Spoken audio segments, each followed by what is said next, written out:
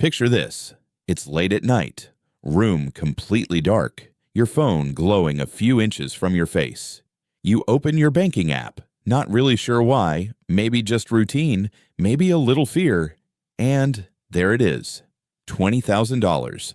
For the very first time in your life, your savings account has a 2 followed by 4 zeros. You sit there staring longer than you'd like to admit. Something feels different. You feel just a little bit bigger than you did yesterday. Your mind starts painting a picture. A better apartment, an actual trip somewhere, not just crashing at your parents' place. Maybe finally a car that doesn't sound like it's coughing up a lung every single morning. But here's what nobody warns you about. The second you look financially stable on paper, everything around you quietly changes. Your bank suddenly wants to be your best friend. Shiny premium card, higher credit limit, all of it. Your investment app starts pushing advanced features you never asked for. Your feed fills up with people your age gutting kitchens, flying up front, pulling brand new cars out from under giant bows. And while all that's happening, a Federal Reserve survey quietly notes that roughly 37% of American adults couldn't cover a $400 emergency from savings alone. They'd need to borrow, sell something, or just not pay it. So reaching $20,000 already puts you in a genuinely different category than most people. That's exactly why it feels like crossing a finish line. Here's the uncomfortable twist, though. For a lot of people who actually get there, their savings are lower the following year. Not because they gave up, because the rules of the game quietly change right after they win. If you treat $20,000 like the ending, you get stuck on a painful loop. Up to $20,000, down to $5 after a repair bill, crawling back to $18, wiped out by a medical expense, back to $3, and so on for years. But if you treat it like the start of level 2, you can make a decision that you simply don't fall below that line again. Everything above it starts working for you, buying you time, buying you choices, buying you something that actually resembles freedom.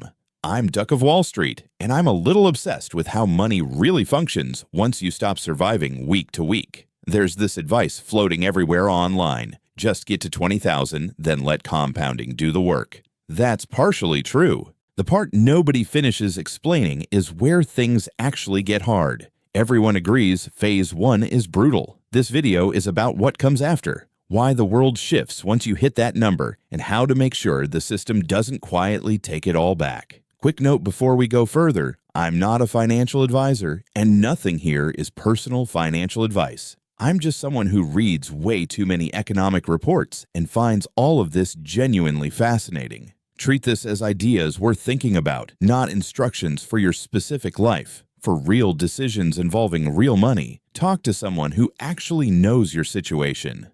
Why saving feels impossible in the first place. Let's start with the part that hits closest to home. You've finally started doing things right. You cut expenses, maybe sold some stuff, picked up extra work for a while. Your balance slowly climbs from a couple hundred to a couple thousand to somewhere around 7,000 or 8,000. And then your car breaks down, or your landlord sends that email, and you're back near zero. If that cycle feels familiar, you're not failing. That's the experience of almost everyone right now. Americans are saving somewhere around 4 to 5% of their disposable income on average, roughly half the rate that was normal in the 60s and 70s. The entire financial environment is basically calibrated so that most people never get too comfortable. So when you finally claw your way up to 10, 15, 20,000, it genuinely feels enormous. You look at it and think, okay, I made it. I'm safe. Then a few big expenses land at once. And because there's no rule in your head about how low you're willing to go, you handle each one from savings. Fix the car. Help someone who needed it. Replace the thing that broke. Take the trip you'd been postponing for 2 years. And suddenly you're sitting at 6,000 wondering what happened. You didn't fail, you just treated 20,000 as a destination instead of a boundary you refused to cross going downward. What actually changes when you hit 20,000? It's not just a number shifting. Something changes in your brain first. You go from constant low-grade panic to something that feels like, okay, I can probably handle whatever comes. Simultaneously, the outside world starts treating you completely differently. Your bank flags you as a sales opportunity. Credit offers show up with real numbers on them. Apps start suggesting bigger tools, higher limits, premium tiers. Travel sites default to nicer rooms. You think, finally, I can breathe a little, and that makes complete psychological sense. For years, your brain was in pure damage control mode. Now there's a cushion. Of course, you want to feel the difference. The problem is the system around you is built specifically around that moment. Banks don't profit much from someone with nothing. They profit from someone who looks stable, feels ready to celebrate, and is emotionally primed to sign something. That's the tax nobody calls a tax. And it lands on top of an already thin savings rate, which means there's very little margin for error once the temptations start arriving. Where the math actually starts working for you, here's where things can genuinely shift in your favor. When your balance is small, almost all your progress comes from what you put in. If you have $2,000 invested and the market returns 10%, you made $200. Nice, but it doesn't move the needle. At $20,000, that same 10% return is $2,000. Still not life-changing, but you can feel it. Rough numbers. If you're contributing $1,000 a month at an average 8% annual return, it takes somewhere around 18 months to get from zero to $20,000. That's a year and a half of saying no, cutting back, staying consistent. And that 8% is a long-run historical average, not a promise for any specific year. Your second $20,000 comes faster because now the first pile is helping. Your contributions are doing the same thing they always were, but the existing balance is quietly adding to itself. Same person, same income, same monthly deposits, completely different trajectory. This is where compounding stops being something people say and starts being something you can actually see. Vanguard research found that people with even a modest financial buffer had financial well-being scores roughly 20% higher than similar people with nothing saved. Add 3 to 6 months of expenses on top of that, and the effect gets even stronger. Stress drops. Your brain shifts from survival mode to something closer to planning mode. But here's the catch that nobody emphasizes enough. If you keep pulling from the pile every time it climbs, the math never gets the runway it needs. It's like planting something and digging it up every few weeks to check if it's growing yet. The identity trap and lifestyle drift. Now here's the strangest trap. You spend months, sometimes years, being the disciplined one, packing lunch, skipping things, passing on the trip. You feel slightly dull at social events. Then you see $20,000 and something shifts in how you see yourself. I'm good with money. I proved it. So you ease up a little. Nicer dinners, better clothes. You stop watching prices as closely. You start saying, I deserve this more often. And honestly, you do. That's not the problem. The problem is that your fixed expenses quietly drift upward until they're nearly equal to your income again. Suddenly, the gap between what you earn and what you spend almost disappears, and that $20,000 is doing all the heavy lifting with nothing building above it. A lot of people at this point ask, if money is still stressful after $20,000, what was the point? And here's the honest answer. Some stress genuinely does go away. You're not panicking over a flat tire. You're not calculating whether you can afford to eat out. You're not one bad week from overdrafting. But if lifestyle creep quietly absorbs your margin, you've just traded one flavor of stress for another. Instead of will I make rent, it becomes am I about to blow the only real foundation I've ever built? How banks, car payments, and fees quietly drain it. Once your balance looks respectable, you become someone's business model. Your bank offers a premium card with a fee that sounds small. A personal loan for the project you've been thinking about. Your investment app promotes certain funds, ones that happen to carry higher costs. Fintech tools suggest automated upgrades that skim a little each month. Your feed serves you car ads and travel cards and buy now, pay later furniture because the algorithm knows you look ready. As of early 2025, average new car payments in the U.S. are sitting around $745 a month over a 5-year loan. That's nearly $45,000 walking out the door for an asset that typically loses around 20% of its value in the first year alone. Meanwhile, average credit card interest rates are around 24 to 25%. If lifestyle drift pushes you into carrying a balance, that rate becomes a slow fire burning through future options. And fund fees compound just like returns do.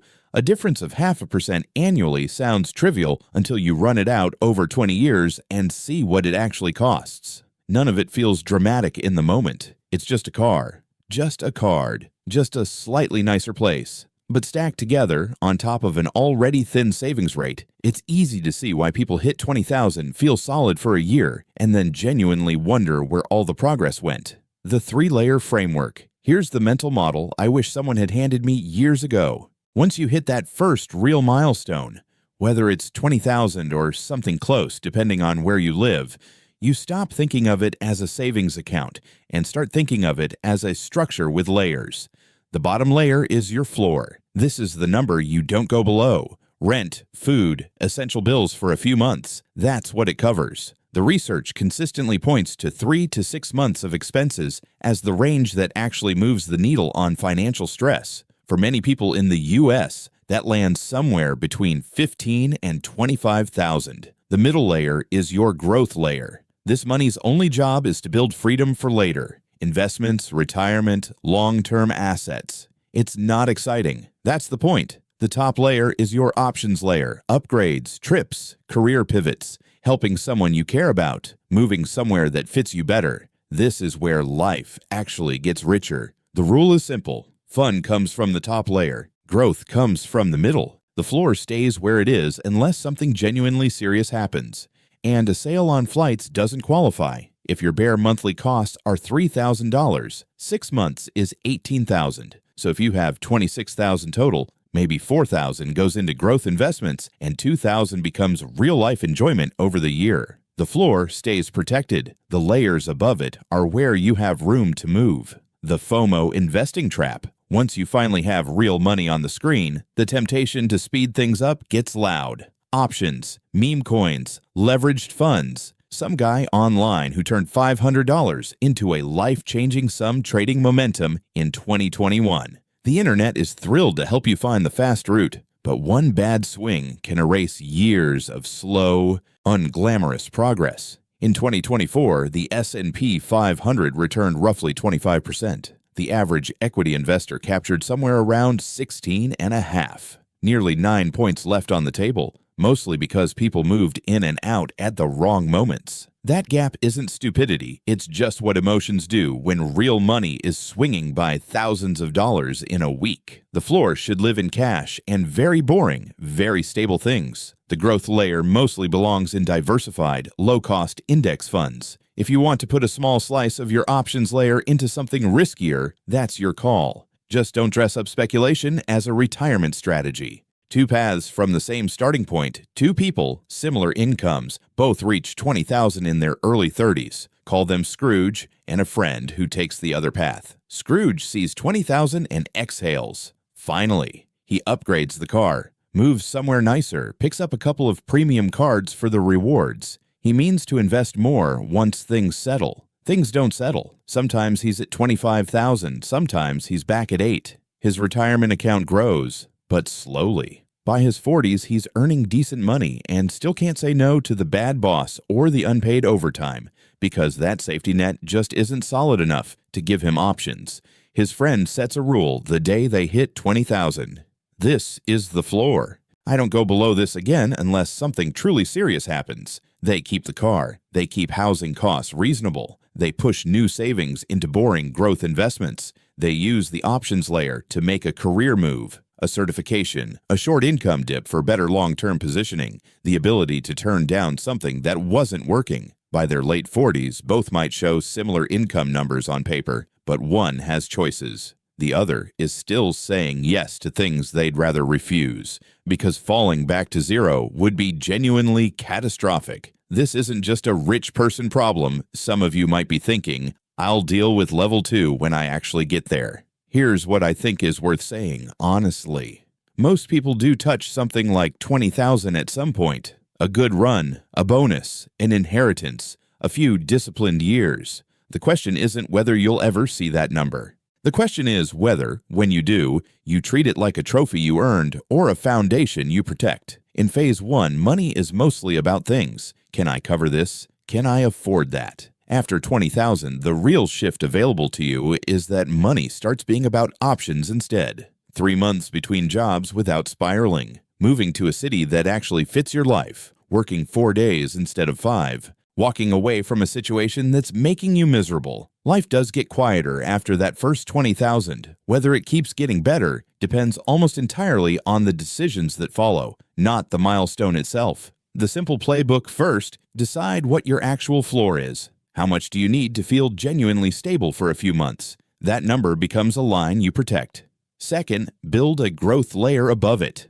Low cost, diversified, boring. Let it work in the background while you live your life. Third, give yourself a real options layer so you can enjoy money and make bold choices without touching your foundation. Fourth, be skeptical of anything that gets more aggressive about selling to you once your balance grows. If something is eating your floor or your growth layer, that's not a reward. That's the system collecting its cut. And fifth, when you make a mistake, and you will, treat it as a detour. Rebuild the floor, restart the plan. Keep your focus on the options you're building toward, not the stuff. Because the real truth about money is this: the number matters, but the rules you set for what happens after you hit it matter even more. You don't need to become an expert. You just need to treat your first 20,000 like the floor your future actually stands on, and refuse to let the world talk you into dismantling it.